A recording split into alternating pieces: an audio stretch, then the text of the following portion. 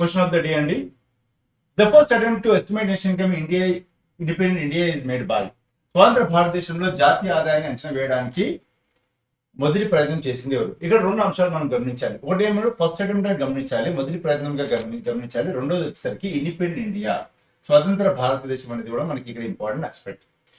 మన భారతదేశంలో మొట్టమొదటిసారిగా జాతీయ ఆదాయాన్ని అంచనా వేసింది ఎవరు? దాదాబాయి నవరోజీ. దాదాబాయి నవరోజీ గారు మొట్టమొదటిసారిగా మనకు జాతీయ ఆదాయాన్ని అంచనా వేశారు. అది స్వాతంత్రం రాకముందు 340 కోట్లుగా, అదేవిధంగా పర్ క్యాపిటల్ ఇన్కమ్ 20 రూపాయలుగా అంచనా వేయడం జరిగింది.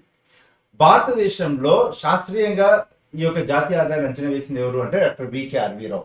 డాక్టర్ వికే ఆర్వీరావు వచ్చేసరికి సైంటిఫిక్ గా దీన్ని అంచనా వేయడం జరిగింది. అదేవిధంగా భారతదేశానికి స్వాతంత్రం వచ్చిన తర్వాత మొట్టమొదటిసారిగా జాతీయ ఆదాయాన్ని అంచనా వేసింది మాత్రం మనకు నేషనల్ ఇన్కమ్ ఎస్టిమేషన్ కమిటీ 8,710 కోట్లుగా దాన్ని అంచనా వేయడం జరిగింది. తలసరి ఆదాయం వచ్చేసరికి 225 రూపీస్, పర్ క్యాపిటల్ ఇన్కమ్ వచ్చేసరికి 225 రూపీస్ గా అంచనా వేయడం జరిగింది. కాబట్టి రైట్ ఆన్సర్ ఏమవుతుంది మనకు? ఆప్షన్ సి అనేది మనకు రైట్ ఆన్సర్.